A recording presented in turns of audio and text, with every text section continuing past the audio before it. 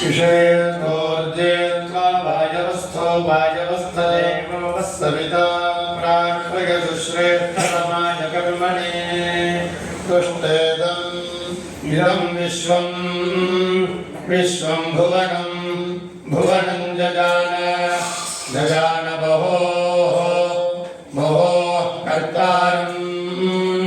कर्तारमिह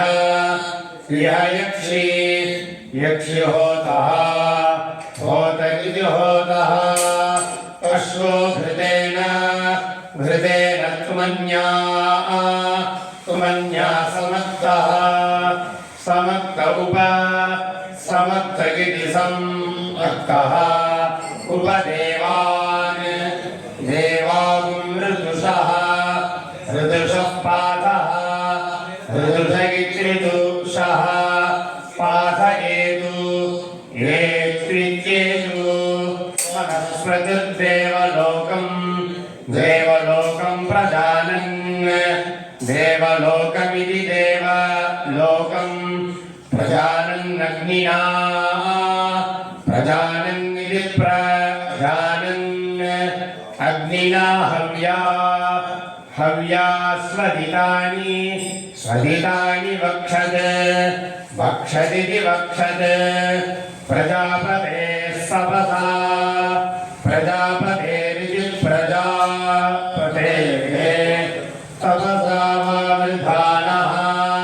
वावृधानः सद्यो जातो दधिषे यज्ञमग्ने अग्ने इत्यग्ने स्वाहा कृतेन हरिषा स्वाहा कृतेनेति स्वाहा कृतेन हरिषा पुरोगा इति पुरः याहि साध्या हविरदन्तु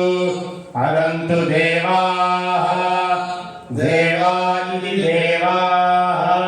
अपशव्योद्विरात्र इत्याहो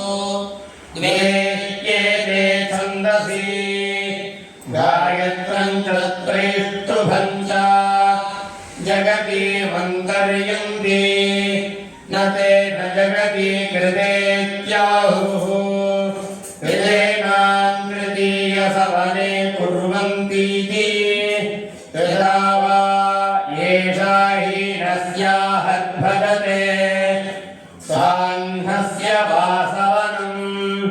अथैव जगति कृता अथ पशव्यः व्युष्टिर्वा एषद्विरात्रः